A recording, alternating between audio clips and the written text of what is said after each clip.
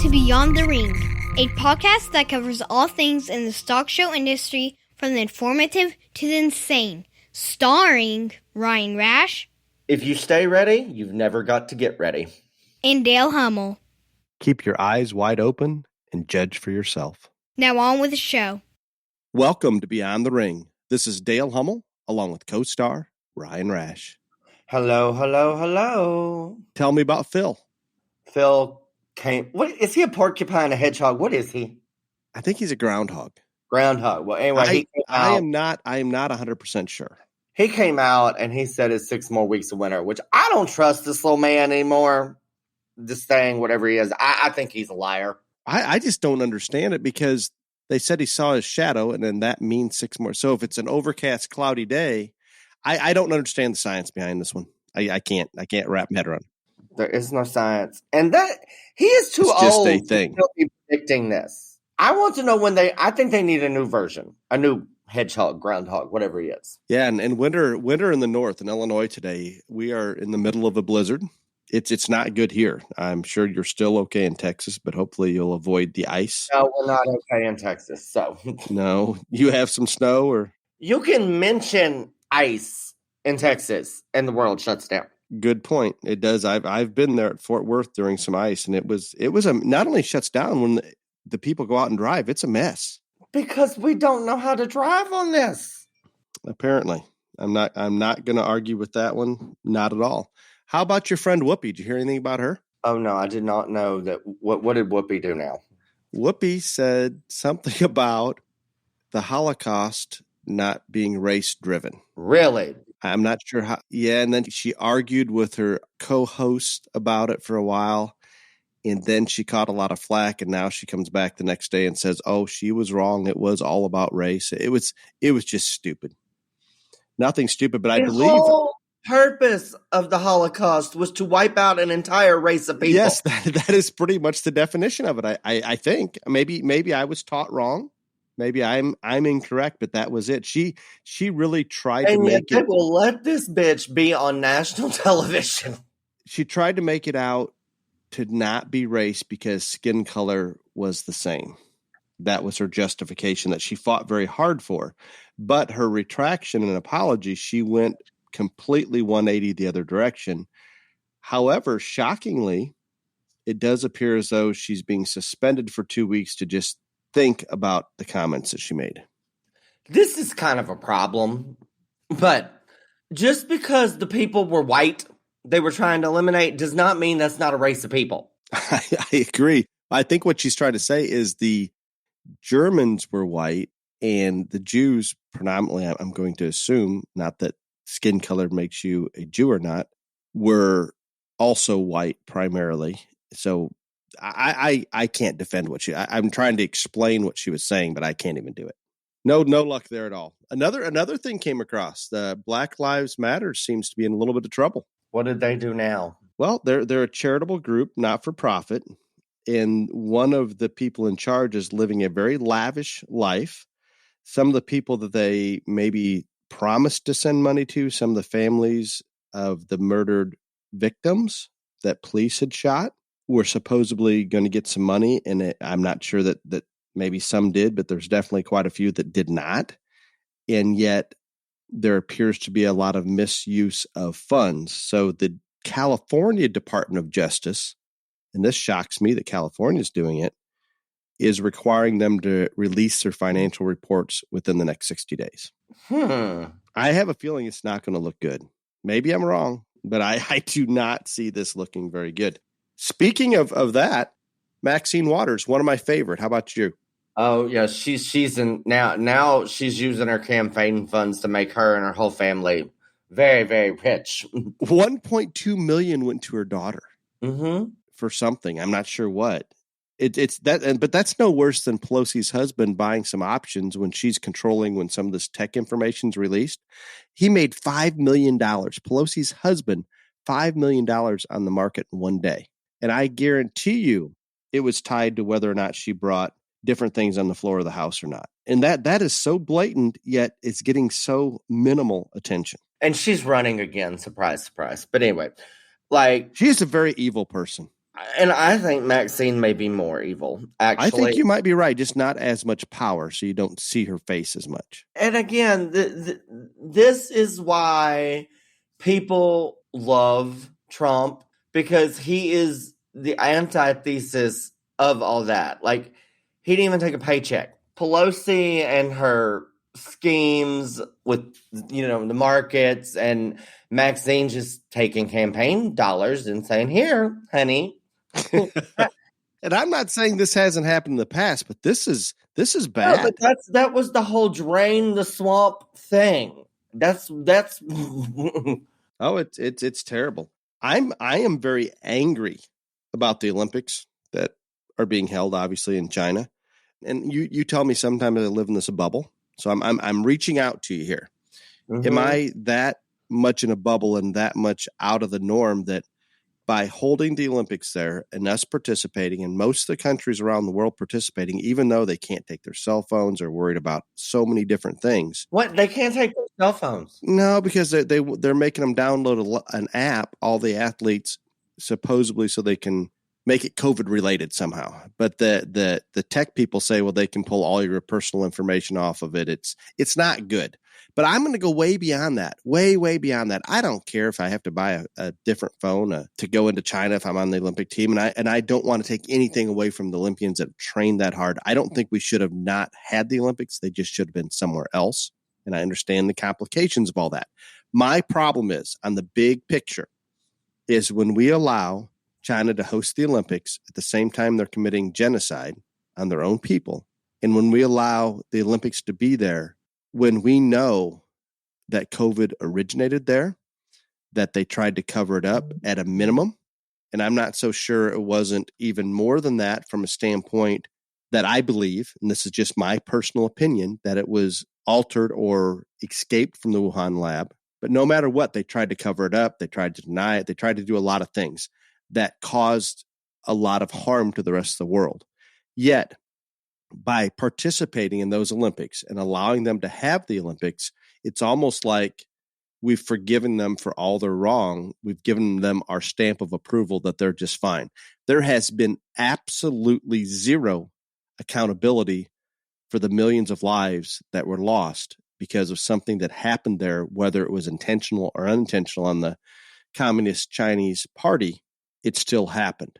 And that deeply concerns me. That I don't know if we can talk about it as our news cycle being very fast or what it is, but I cannot believe we've not held them accountable, even to the point our Super Bowl masks are made in China that we buy for those people going to the Super Bowl. I believe our Olympic uniforms were made in China because they have the Nike brand on them. That's the first hint. So there's not only did they not get hold to the fire and repercussions, I think they've benefited from it, Ryan. And this deeply concerns me. Am I way off track on this one? Okay. Well, first off, whoever gets the Olympics, don't they make those bids and they get awarded to 8 years in advance? Yes, I get it. Way in advance. So that's the first problem. They got this probably 8 years ago and they had not come up with the China virus yet. But anyhow, there's no way anybody else could have stepped up and took over. So yeah, I agree that it's terrible, but I also just don't see how you could do anything else because no one else would have been ready. No one else is going to not participate. And my thing is, as terrible as China is and the things that they have done to truly disrupt world order, seriously, for some of those athletes, there is a very short time frame in terms of their age and readiness to compete at that level. And so I can't say that they don't deserve to get to go there and take their shot if this is their only chance. So it's just a very get that part. Complex, screwed up situation. I get that, but I cannot imagine that anywhere the Winter Olympics were hosted in the past two sessions or two Winter Olympics that already have the infrastructure and the facilities. I can't imagine, and I mean, we've known about this for, let's just say 12 months. It's been longer than that, but I can't imagine. I'm sure the logistics would be impossible, and I never want to take that away from those Olympians, but this is such a big issue. I guess maybe where I'm wrong in my thinking, and I don't believe I am, is I think it's a huge propaganda boost for China by being allowed to do this and everybody participating. We better just move on this one. I'm getting a little worked up on it, I think, Ryan. I have heard less about the Olympics this year than ever. Like, are they even going on yet? I believe opening ceremonies are Friday this week, actually, when this drops. Maybe that's why I haven't seen. I think that's it. The world stage right now is a shit show. We just authorized how many 3,000 troops to go to NATO to support the NATO effort with the Russian buildup on the Ukraine, and that damn Putin comes out in his statement, Ryan, and I'm sure you've seen this. He's trying to say the West is trying to lure Russia into a war, that we're trying to lure them into a war. I am so appalled by the lies and the crap that the Chinese government and Putin, the Russian government, think that people are going to buy into when all they have to do is open their eyes and look at what's going on. I saw that statement, but I saw no justification for his thinking. Like, there was how is that? How is it? He's the one moving all of his troops onto the border. It's not a rumor that he's moving it. We have satellite pictures. It is an absolute. I just call bullshit on it all. That's the whole thing. Like, I read it, I saw it, whatever, but I'm like, sir, you didn't put any reasoning or facts behind the West is trying to lure poor Russia into a war. I truly believe this whole situation, Ryan. I'm not saying that he won't invade Ukraine, but I do believe he's got the buildup there. I think he's wanting handouts, free money. He's wanting to get his pipeline opened up, whatever that may be, whatever funding, kind of like the several $1 billion of cash that Obama sent to Iran. Just crap like that we should never sucker ourselves into or allow to happen. But if he builds up all these troops on the Ukraine border, we're going to do everything we can, along with some other countries, to prevent them from invading Ukraine. If we can solve that diplomatically, and that means we're giving them something. We're giving them something for bad behavior. How's that going to work out? This is not a new story. I mean, like, get the reward, giving people millions and billions of dollars or weapons or whatever, equipment and whatever for bad behavior. That is not a new story. And it still boggles my mind. Yeah, no, I've never understood that. Like, I can promise you that Trump would not reward bad behavior. He would not. No. And I think that there's some people out there that are easing off on maybe some of the accomplishments that Trump had and how strong some of his policies were and how he stood behind them. I'm not going to forget some of the things he did, because I agree. Nope, some of his comments and statements probably didn't need to be said. Even bothered me to a certain point that, gosh, don't say that. You're going to get yourself in political trouble come the election time, whatever it may be. But if you get down to the bare roots policy and what he stood up for and put this country first, I still do not believe anybody else could probably have done it any better. He was there for 4 years, and the last thing that Obama told everybody about Trump is he'll have us in war and whatever. He had no war with anyone.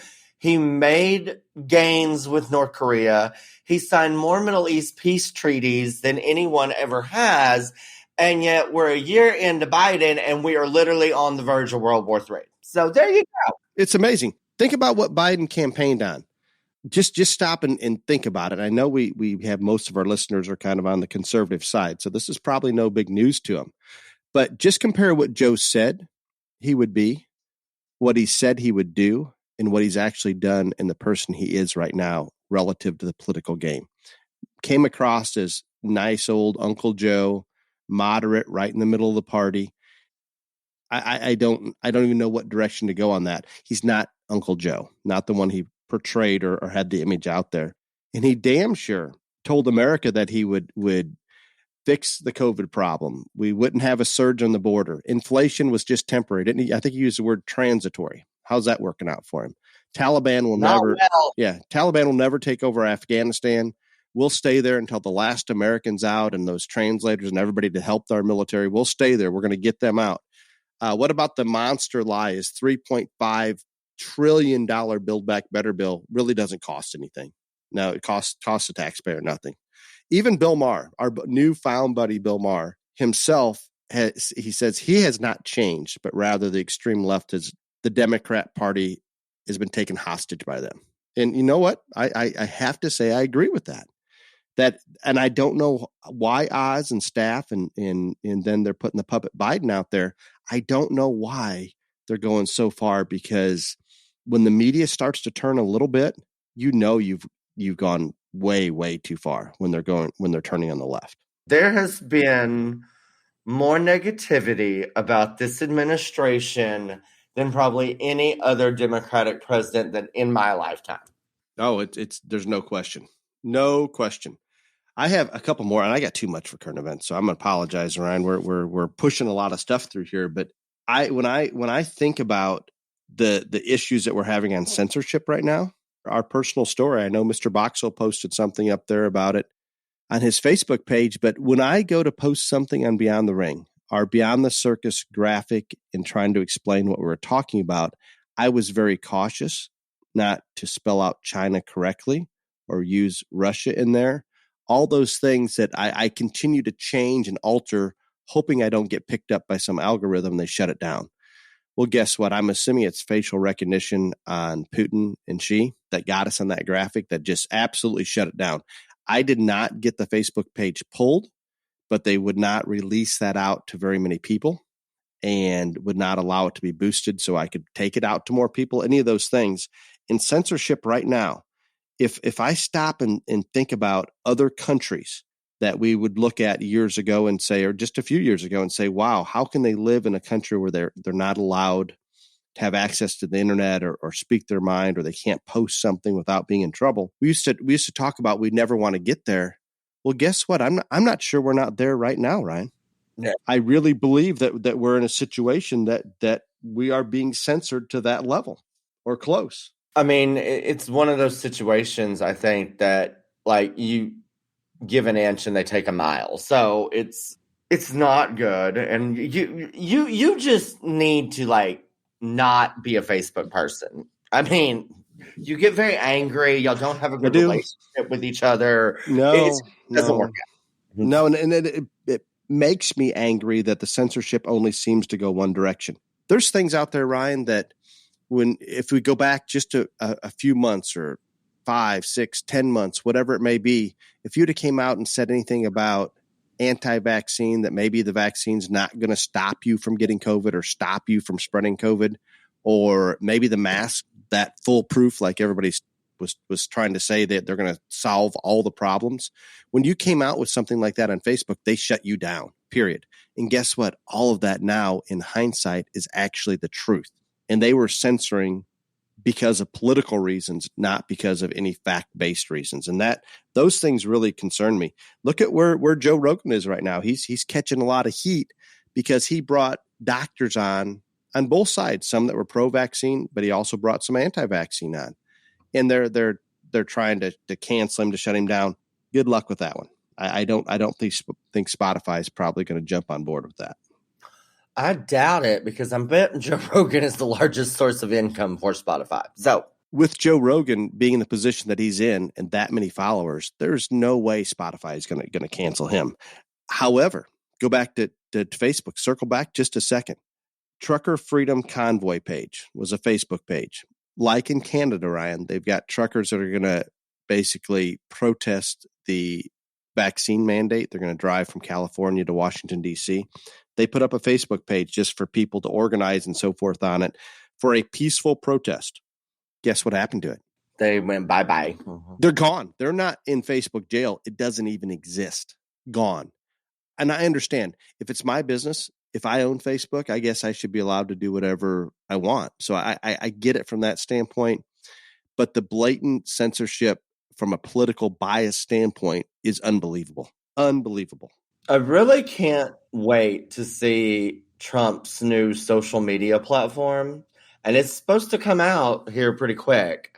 And I hope for him and for our country that they don't go the opposite way and censor all the left people. But you would think that was fine and revenge and no, it needs to be totally open and let people gather and hear both sides, and they can make their own decisions. I only have one more thing on current events. Maybe Oh, you is do. that all? That's all. Just one more. And you're going to love it. COVID, COVID, COVID. Everything COVID. The truth and what common sense has said all along, Ryan, with the mask and how viruses spread is it's coming out. Johns Hopkins University just released a study that basically said all these lockdowns did almost nothing to help mortality rate. Remember when Dr. Fauci first came out, the very first few press conferences and told the world and advised President Trump that if we did not lock down, we're going to lose millions of lives. Well, we're approaching 1 million U.S. lives. We're heading that direction. There was a number there, if you can believe the numbers being all COVID, and we can argue that forever. But it's incredible how little the mandates have done. We know these cheap ass masks and cotton masks. There is no benefit whatsoever from them. Look at it right now in Virginia. You've got Governor Glenn Youngkin, I should say, really jumps in there first day, I believe, in office, removes the mask mandate for schools. All he's doing is put it in the parents' hands. Doesn't mean you can't wear a mask to school, but you're not required to. All the lawsuits are following. And think about Omicron in a school environment, in a classroom environment. Even if you move the desks 6 foot apart, do whatever you want to do. Take every precaution you want to take. None of those precautions are going to avoid that child from being exposed to Omicron. Period. It's that simple. Yet we're still battling over this. And there's still people out there that think we should lock down, that we should have masks on. It's your choice. If you want to stay in, if you want to wear a mask, that's great. Nobody's going to stop you from that. But it's time to use some common sense and look at the science. And what we've done, what we've tried to implement does not work. Period. Done. There's no way that you can deny any of that. It's all true. And I think, talking about your brother Joe and his campaign promises, I thought his promise was he was going to fix COVID and everything was going to, he would get it all straight and all this other stuff. And I think he has had more deaths than Trump did, but he has, and he's done nothing to get the treatment. We have prophylactics that will turn the direction on those that are serious in life-threatening situation with COVID. We've done nothing to push all this through and make it available. It's not available. I'm just thoroughly confused. He's confused. I promise. He is. Are we ready to move on? Sure. You know what's not needed right now in the North? A Boxel chiller. Exactly. Mr. Boxel, not today, sir. We do not need the Boxel chiller today by any means. However, as I speak, I can promise you that a Boxel double blower is blowing out a sale goat that we're getting ready to picture this afternoon. And because it's that much more powerful than anything else we've used, our efficiency down there has increased dramatically. And that makes the HL team, when they can be more efficient, that means they get to go home just a little bit earlier in the evening.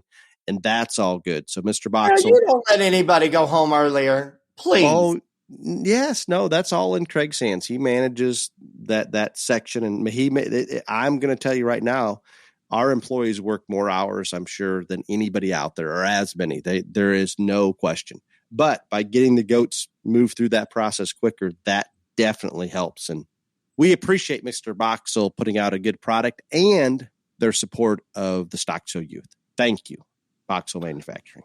You and Mr. Boxel, I tell you no what. Chillers today. No Boxel chillers needed today. None. Allergies. Zero. I want to give one sponsor shout out before we get into this for the BTRJLA. Clint Leonard and Leonard Truck and Trailer, again, I just don't even know how to thank him. He's the corporate sponsor. He's sponsored a national top 10 awards, the Region 6 cattle, Region 6 hogs, and Ohio cattle.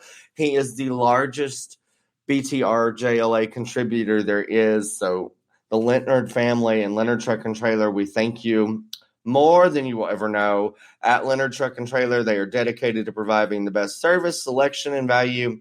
Their efforts are focused on exceeding customers' expectations every day because they know that continued success relies on their ability to satisfy every customer.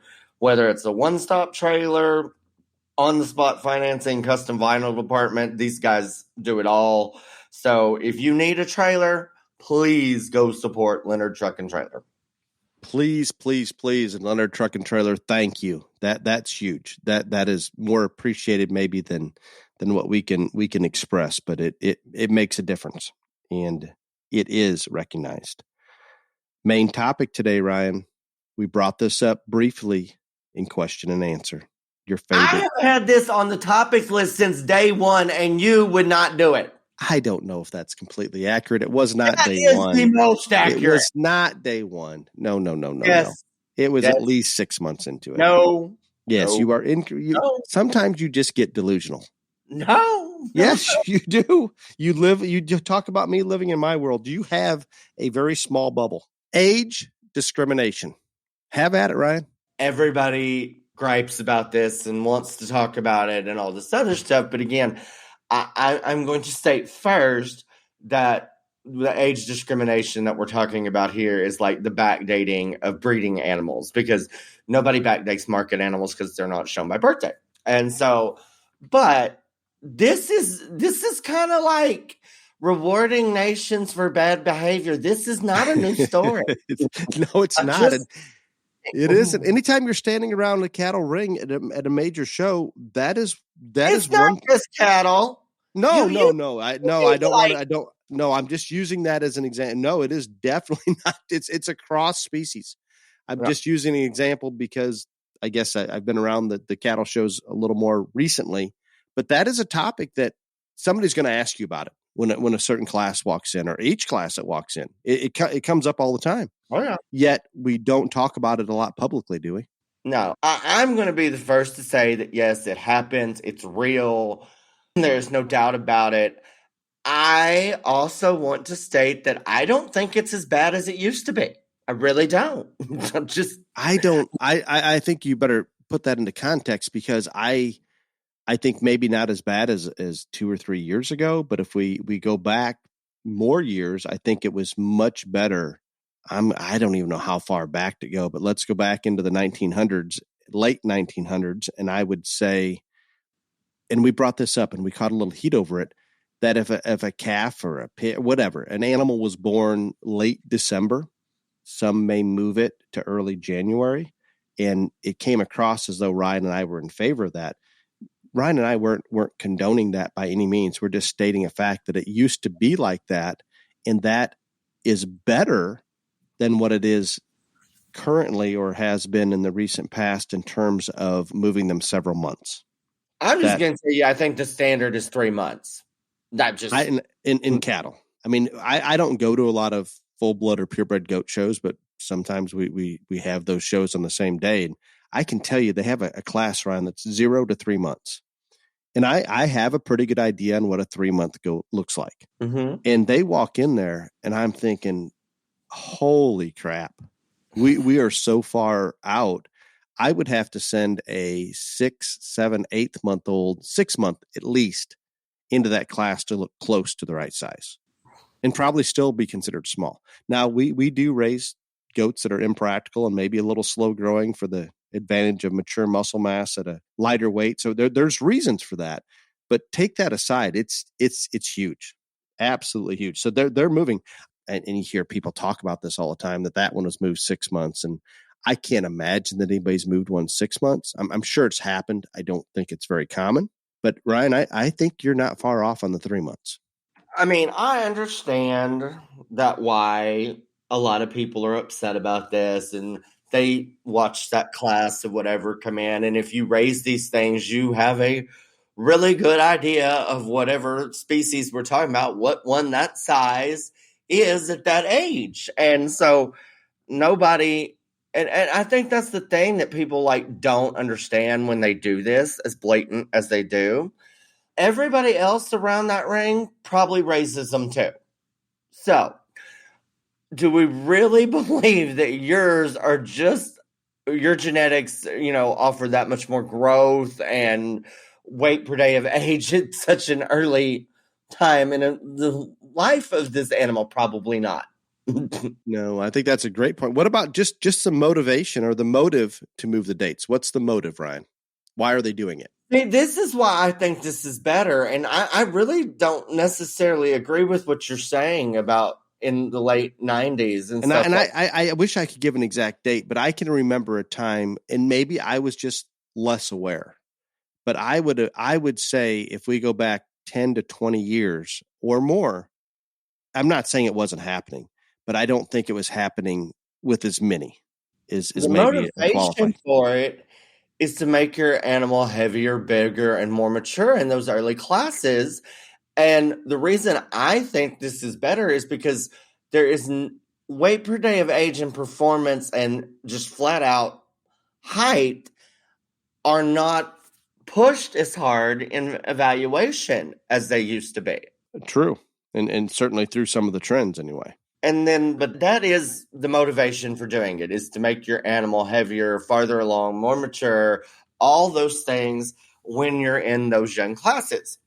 Now, the one thing that's not going to be very popular, and I'm okay with this, with saying this, is there's also a catch to this, is you do that, and that may help you out in the younger classes. But that animal is only going to grow to a certain height, a certain weight, etc., pretty much. And when you do move these things multiple months, towards the middle and the end of the show career, you are now too mature and too stale and probably a lot of times too fat because your animal is that much older. So while it may help some, in the end, I don't think it helps at all. I think it's actually a detriment. But I know people are not going to agree with that. But I'm telling you that's how I. No, I think I don't think there's any arguing it. I think that's a fact. Period. It just is. Now, some of those maybe won't come back out because they're not that much bigger than everybody else as they were in those younger classes. And I think some of them may move the age enough to get into a certain division that can extend that show career. There's a couple other reasons, but Ryan, I think you absolutely nailed most of it dead on. And here's why it's happening. And we're going to have some people come out, Ryan, and they're going to talk about, well, I am totally against this, but if I don't do it, I can't sell these calves. And if I do sell them and they go to the show, we're going to get beat up on terrible. And that's the excuse that they're using. And I understand. I mean, they're trying to put themselves on an even playing field where if we just all quit the crap and put down their actual birth dates, guess what, Ryan? We probably would have animals in similar classes, with the exception of a few, that are actually at the right age. Yeah, and I agree, and I understand what they're going to say. We can't compete, we can't sell them, all this other stuff if they don't do that. That's fine. I'm not going to argue back and forth over that. But the other thing of this all is, and that I think you brought up a very good point, like getting them into different age divisions. Well, for instance, the summer months in cattle breeding shows, those divisions are pretty weak. Like, I would say the weakest of all the divisions. And so, like, yeah, there are people that might take a late spring one and move them to like an early summer so they can be in a division that is less competitive. Exactly. And I don't think anybody's going to argue with us that this isn't being done across species. And I wanted to bring up one thing you'd mentioned earlier on the breeding side, because there's no market. We don't show market by age, but we do have some state fairs still and a lot of county shows. For example, and I don't even know if it's still that way in the hogs at Illinois. I think it is in the goats. They can't be born before maybe October in the goats or January 1st for the hogs. And that's gotten some of these northern show families in trouble because they go up on an online sale and maybe their birth date's posted. And a lot of these guys have gotten smarter about it. They just put the weights up rather than a birth date. But on occasion, one is sold prior to January 1, and that rule is in there. They can't be born before that, or not sold, but the birth date was considerably before that, and they get caught up later and disqualified. Why would they even have this rule? Why do they? You're questioning why do they even have the rule? Yes. Yes, I don't. It's one of those things that, remember we talked, it's not enforceable. So if it happened to go on an online sale and it was older, that one gets kicked out. What about all the others that weren't on that online sale that were just as old that probably end up winning? It cannot be utilized the way they would like it to be done. I assume it was in there originally because I don't know. I don't have an answer for that. Yeah. Maybe because they wanted to make sure that we weren't holding the real old ones over because we wanted to make rate of gain and performance part of it. It just was not going to work. I've heard lots of stupid rules for fairs and shows that one may win, but anyway. And I don't know. I mean, I know Indiana has it. I know Illinois. I think there's quite a few shows that have it at the state fair level, and probably even more that have it at the county fair level. And good luck enforcing those. And here's what we go back to. If it's a purebred animal on the breeding side, I'm going to bring this into a full circle here. At the show, if you present them a paper with the birth date, do they question anything then? No. No, that paper is golden, isn't it? Right. What went into making the birth date on that paper? Somebody sent it into an association. Yep, done. And I'm not saying the association needs to be the police force, because I don't know that you can. I just don't know how it's possible. If we're going to get this age discrimination back in check, it's going to have to come from the breeders. They're just going to have to decide as a group to do it on their own. And if enough of them do it and that monster comes out in that class, that one's probably going to be beat up on a little bit. Would you agree, Ryan? Oh, yeah. I mean, it's just like everything else. They can be too big. They can be too small. They can be whatever.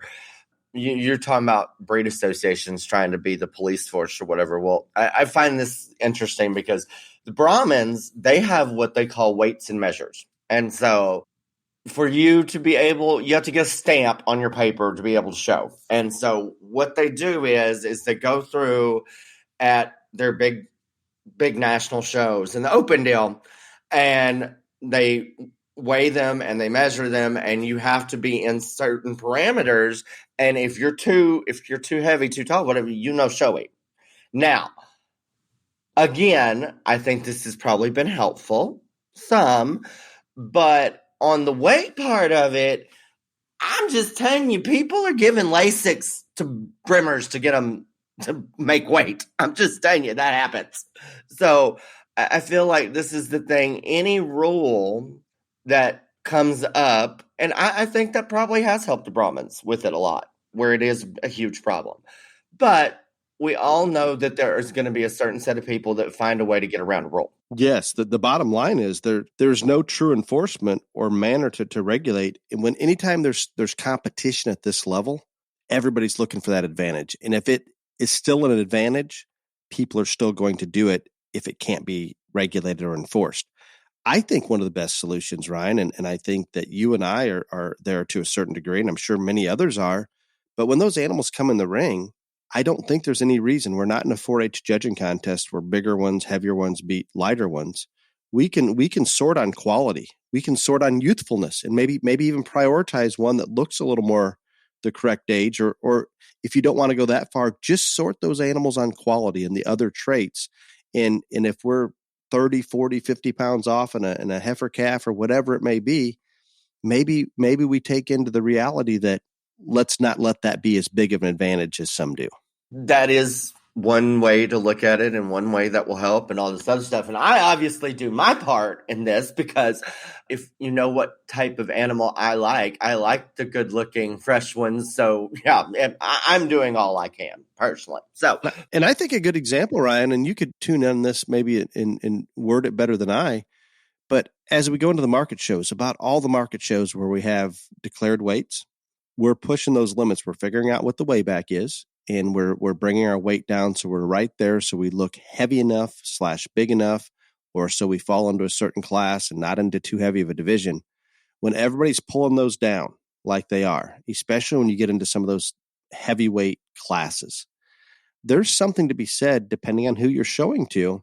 If you turn a weight in there that's pretty close to right, and you look just a little bit more youthful out there in that set of older ones, that sometimes works to your advantage. And how many people do you think are going that direction with it? Probably not enough. No, but when you're into those older goats, lambs, whatever it may be, and you've got one that comes in just that much fresher, because maybe it could have shown in a couple classes earlier if they'd have pulled it down, but they didn't.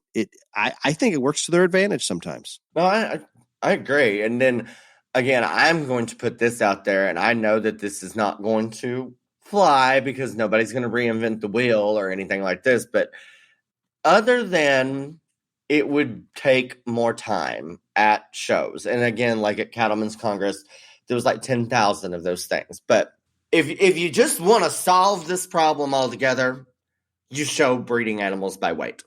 Yeah, and that was brought up, I think, in one of our question and answers. Show breeding animals by weight. I'm not saying I'm a huge fan of this. I don't know. Why not? I guess it is no worse than what's going on right now. Hold on. Listen to me for a second. So the age of that animal, it is truly irrelevant in a show ring setting. Like, there is no category or criteria that you get points or gain favor under a judge for being a certain age. Do you agree with that? Agreed. Okay. So the age of an animal is primarily used for when tail breeders when to breed them, or people that are buying them. They want to know the age of the animal, all that stuff. But that has nothing to do with inside the show ring. So why not just weigh them? I think that the opposition, and I'm going to be more open-minded than most, I think, to this. Oh, I know everybody. No one is going to do this. I'm just saying that that's the way to end it. I think you'd have a little bit, depending on how the judges reacted. I think you'd have some genetics that were bred to be a little earlier maturing for the calf classes. You'd have some genetics that would fit better into the yearling classes or the older classes. So I'm not opposed to it. I think it would change things a little bit, but no, that would take care of the disinformation that are on the papers of those cattle in terms of their age. No question. I think the age is very important to people that are trying to breed them or buy them or sell them and all that. I do not know a situation in a show ring where if you are a January of whatever, then you're the ideal age, so you're going to win the class January 1. Or that doesn't make sense. No, it doesn't. And in the goat, sheep, and hog world, what about our commercial gilts or crossbred gilts? What about our weather dams and the goats and the sheep? Almost all of those, most of those are shown by weight. And you know what? You have less people complaining ringside than when the animals are shown by age. Less complaining about that doesn't fit that class, or that one's obviously it's not overage because they're just weighing it. But not many are going to say, well, that one's maybe in this class, but way too mature for there's less issues when they're doing it that way in those examples. No question. And I want to state again, I know no one is going to do this, and this is not going to change and all this other stuff. But if you just sit there and look at it and actually think about it, which, and I don't think it is the biggest problem in our industry. I think it is a problem and an important one. But a lot of people seem to think this is the biggest and the only problem in the livestock show industry. I am not there. But that is the way to nip it in the bud the fastest, in my honest opinion. I don't know that there's any other way. If this was truly, and I'm with you, I think it's something to discuss. I think it's happening. There's no question it's happening. I think it is a problem. Is there much worse things that maybe we should focus our time on? Sure, there's plenty of issues, and there isn't everything. And I don't want people to think that we're just focusing on that, because I'm much happier talking about the good in our industry, and there's so much of it. But if we can bring some of these to light, talk about things that people are uncomfortable talking about in public, maybe it makes a difference. And that's kind of why we want to do this. And I'm not trying to be a Debbie Downer or negative Nelly or anything else like that. I mean, there is far more about the livestock show industry that outweighs the problems that we have. That's why both of us are involved in it and everything else. But again, for years and years and years, people just have not talked about the problems. And every industry, every sport, every hobby has problems. That is the world, people. And so the fact that we don't talk about it, nothing ever changes. No, let's try to do better. Every single one of us in our industry can do better somewhere, somehow. The one thing that I want to bring up, and this is not related to the topic personally, but you brought this up in the first thing that came into my mind. So when you said earlier how no one questions those registration papers at a show when you go to check in, and how did that information got there? And I said it was submitted to somebody to an association, and there are no checks and balances and all this other stuff. Guess what's the exact same way, Dale? I have a pretty good idea. EPDs. Yeah, I thought about it. It went through my head as well, Ryan. And Yeah. I think we're going to have to do Exact same thing. we're going to have to do an episode on it because it's amazing to me when you put those breeders that understand contemporary groups, have a little knowledge of statistics, have a little knowledge of how those numbers are put together. It is incredible the manipulation that can take place. I'm not saying it's a bad system if everything in the system went in perfectly accurate from the beginning. It is the biggest bunch of fake made up bullshit right now in the history of the world. Okay? It's not. It's Start not all good. over, check it, verify it, but right now. And the problem is when you're using the base that's already there, even if you started now submitting honest numbers and not manipulating contemporary groups, you couldn't fix it. You'd have to start all over again. No, you're right. On a positive note, I was at Cattlemen's Congress the whole time. I have been at a great deal of the Fort Worth breeding shows, and I heard less judges talk about EPDs on a microphone than ever before. So bravo. Good job. I am good job. And I mean, they had them out there. They might have looked at them, but I heard less about the paper or this one is here because of this than ever before. So thank you. No, and again, I am not against theoretical, I guess, numbers, performance information, whatever it may be that's gonna move us forward. But the way this has been manipulated from every direction, whether it's just false information being sent in, setting up contemporary groups to make a certain genetic line look better, all of the above. Because of that, it takes the value that could have been there away completely. That's the bottom line. And it's unfortunate because I think it was developed with the right intentions, no question. And I think it's continued to evolve with the right intentions. We're just missing the big picture that once you go down a path so far with data that may have been manipulated or misrepresented, and that becomes your base in the data bank, it's pretty darn hard to change it, to fix it. No, and again, I know we're getting off the main topic here, but just like I was talking about, there is no perfect age of an animal in a show ring setting. So therefore, why is it relevant? Age, just like EPDs, those things are meant for breeding, mating, marketing, genetic type evaluation decisions, not which animal is better in a show ring. So they all just need to go. Just need goodbye. Now, if those EPDs were accurate and the ages were accurate, all honest and accurate, I could see a use for them in the show ring. Age, maybe. I cannot see a use for EPDs in a show ring setting. I cannot.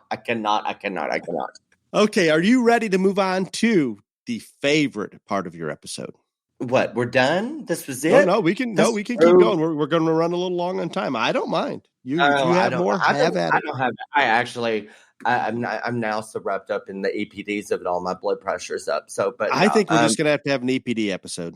I think the one thing, just to sum this up again, I do think that this is a problem. I'm not expecting it to be solved by everybody's just going to go start showing them by weight. But there are ways to help make this issue in our industry better.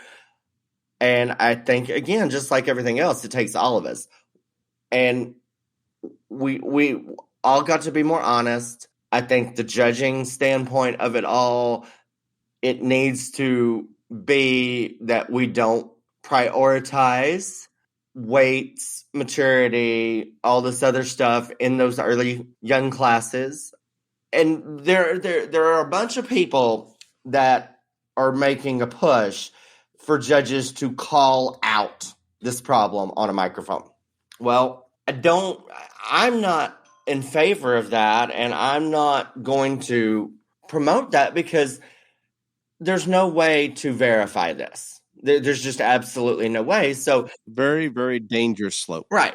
So, and again, I don't care if it's a junior or an open show. You do not want to make exhibitors feel bad or call them liars, cheaters, whatever. So I don't think that's the way to go.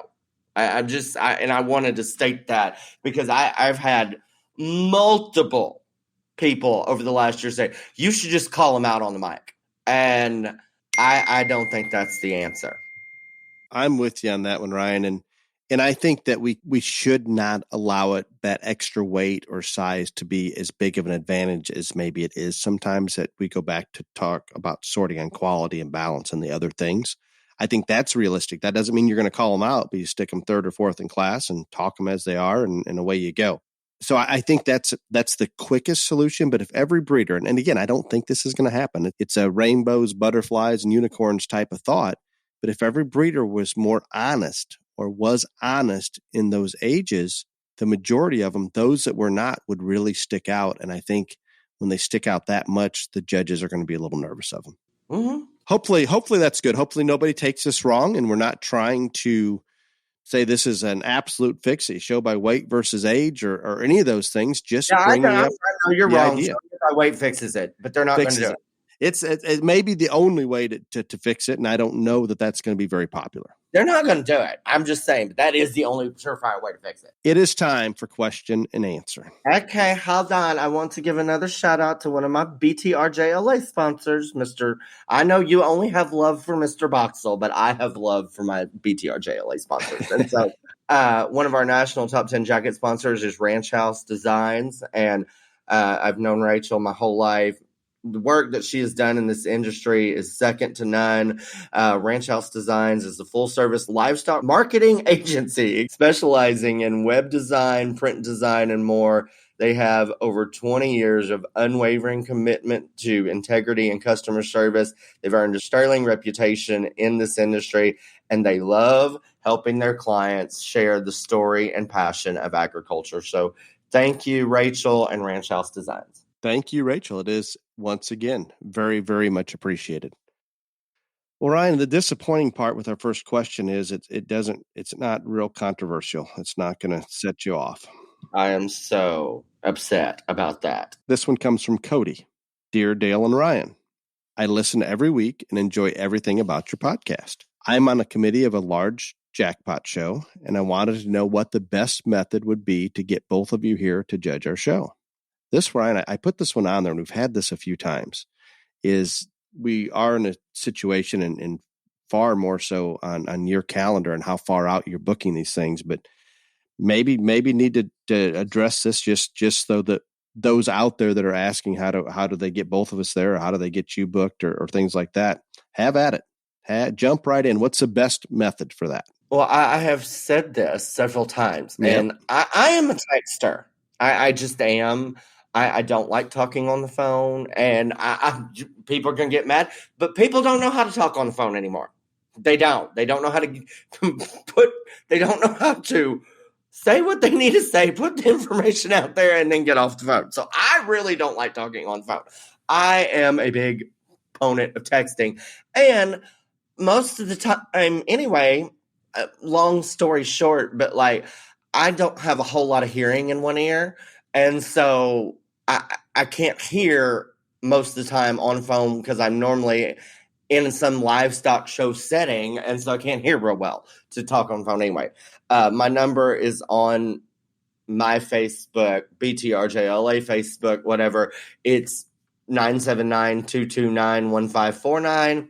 Text me your dates, etc. I tell people all the time the same thing. I don't have a set rate or fee to judge. I get the information. If I'm available, I figure out what my expenses are to get me there and keep me there during the show.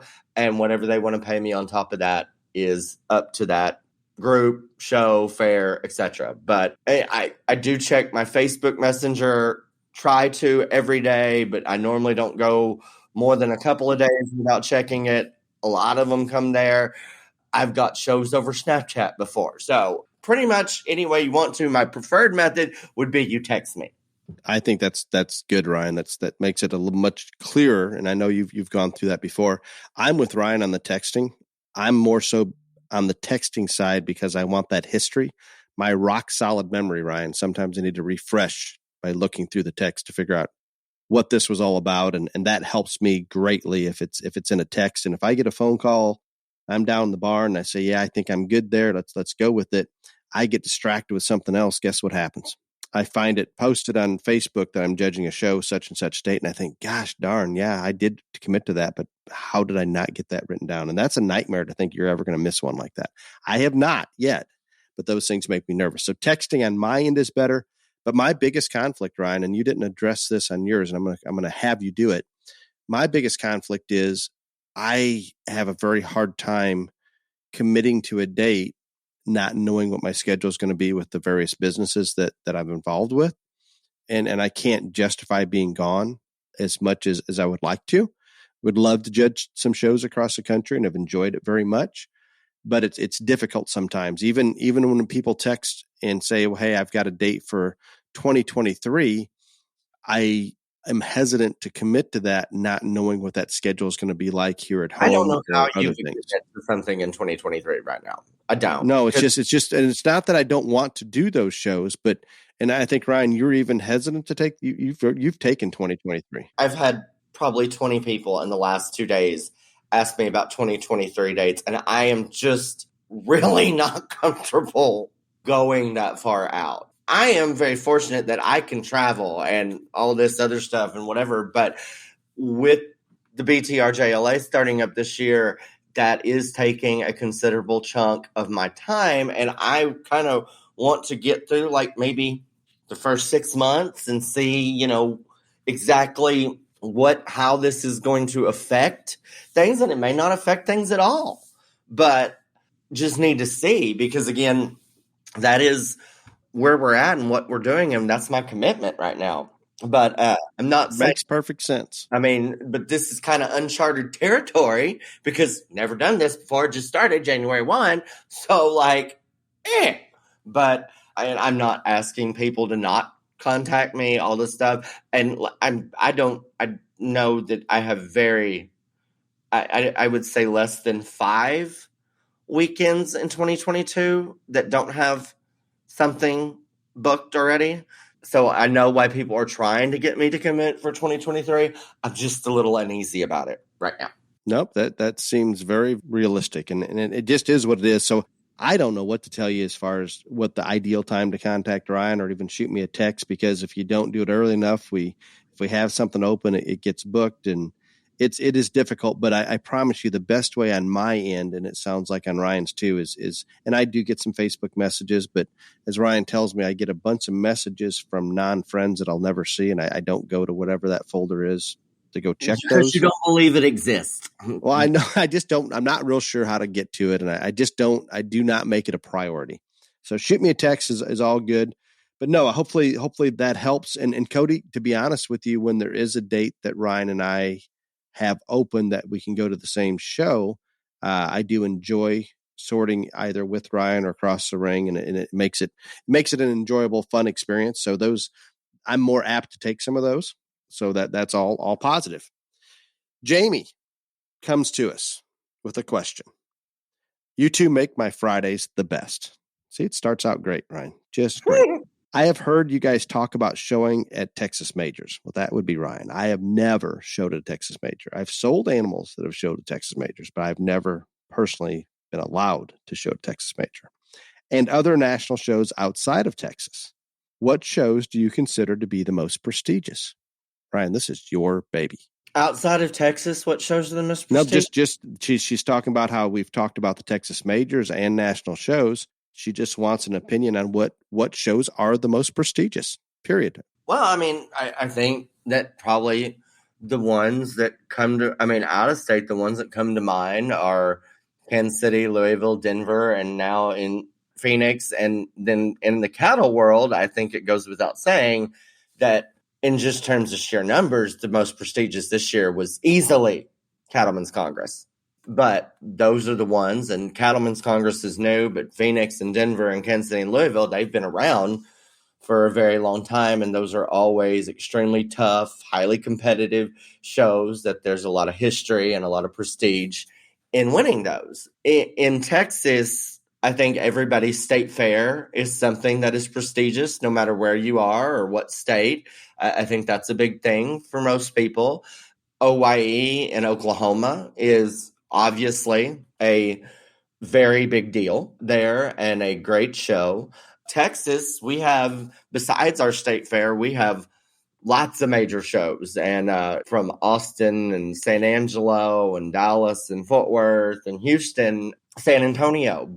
Why all of those carry a great deal of prestige and history to them. There are levels. I think that, probably San Antonio and Houston's Hog Show are probably two of the toughest anywhere. I think there is a great deal of prestige surrounding the Fort Worth Steer Show in my state because it's the only one that has hair and the only one where we get to fit and all that. And I've stated this many times before. If I could have only won one show at a Texas major, which one would it have been? It would have been Houston. But those are the ones that come to my mind immediately. No, I think that's good. So where do you compare, say, Houston to a Kansas City or Louisville or something like that? I think they're pretty much the same. Only because the numbers are literally probably the same. Like in the market side, they're higher at Houston. Oh no, market side. I was meaning like the junior breeding, but market side, there's no question that all of the numbers in Texas are higher. It's not like there's just a whole bunch of, that the majority of them are subpar animals. It's definitely as tough or tough. I would say tougher, and people are going to say, "Oh, you're just bragging on Texas." I'm not. I think the competition is tougher here. So I'm going to come in there, and I think Ryan is correct. Depending on where you're located, depending on if you're showing market animals and what species of market animal versus breeding animals, all those things are going to come into play on what the most prestigious show is. If you're showing a Angus heifer, the Junior National is probably going to be one of your key shows, or the national show. There's a lot of change, and I like that Ryan brought in that last part about Houston being as competitive and more numbers on the market side. And I think you have to look at it within species, within market or breeding, which one you're going to, and then it becomes difficult to say, well, this is the one. Well, I think that's everyone's own individual opinion, and they can prioritize as you so desire. Obviously, to win a Texas major, to win OIE, to win any of the national shows is huge. And you can make the argument, well, how can Texas be more prestigious or Houston be more prestigious than one of the national shows where people from all over the country on the market side are competing versus, and including Texas exhibitors. So there's a lot of arguments that go back and forth. And I think it's different from everyone. In some people's goals and situations, that county show or that state fair is going to be their absolute goal. And that is the one that they want as much as anything. And that's so important to them. So Jamie, I think it's a good question. I just don't know that there's an absolute good answer for it, but I think Ryan covered it fairly well. The next one comes to us from Dan. I've been in the stock show industry near all my life and have seen a lot of changes. Why do you think we have moved further away from live auctions and more online auctions? Convenience.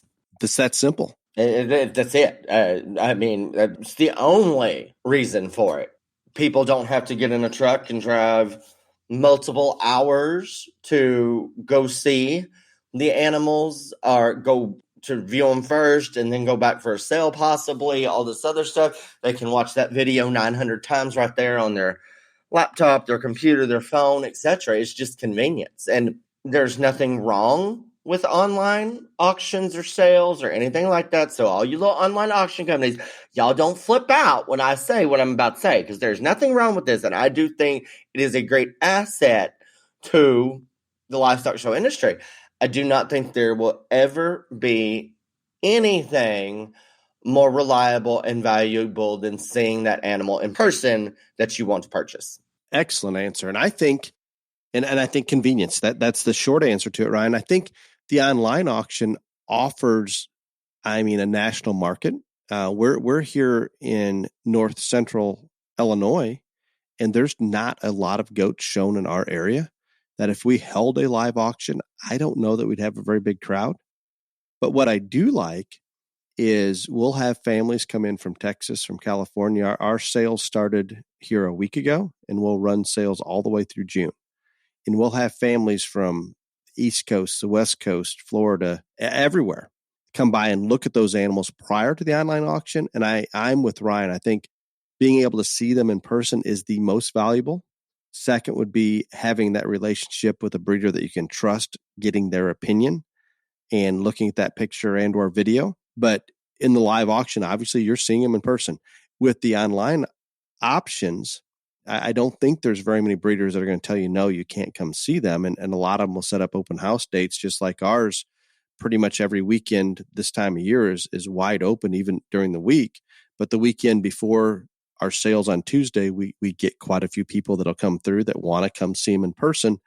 Or if that weekend doesn't work, they can fit their schedule around it.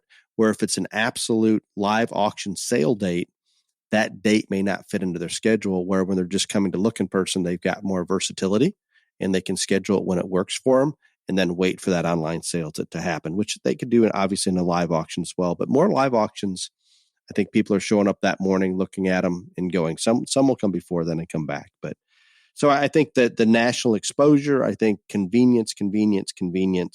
We're busy. Our lives are, I don't know that they're more busy than they've ever been, but it appears that way. And what it does is it allows you to purchase an animal or animals or whatever from anywhere in the country without taking the time to fly there, to drive there, all the hours that it eats up. But you know what?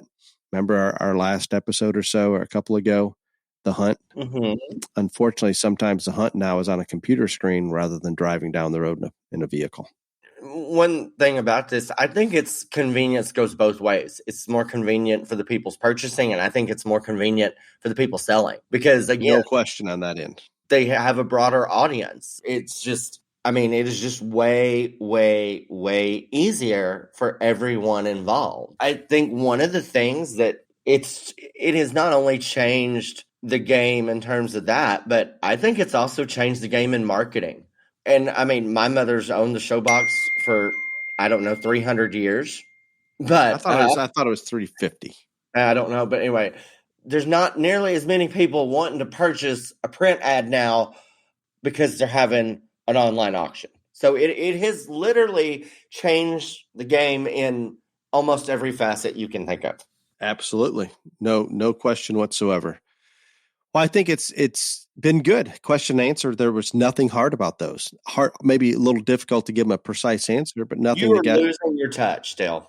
I'm going to do better. I promise. I sometimes don't take enough time to search through those, but I will find one that gets you worked up next week. Right. That is a promise to our listeners. With that, we've got a blizzard coming through most of the country. Until next week, be safe. Y'all come back now, you hear?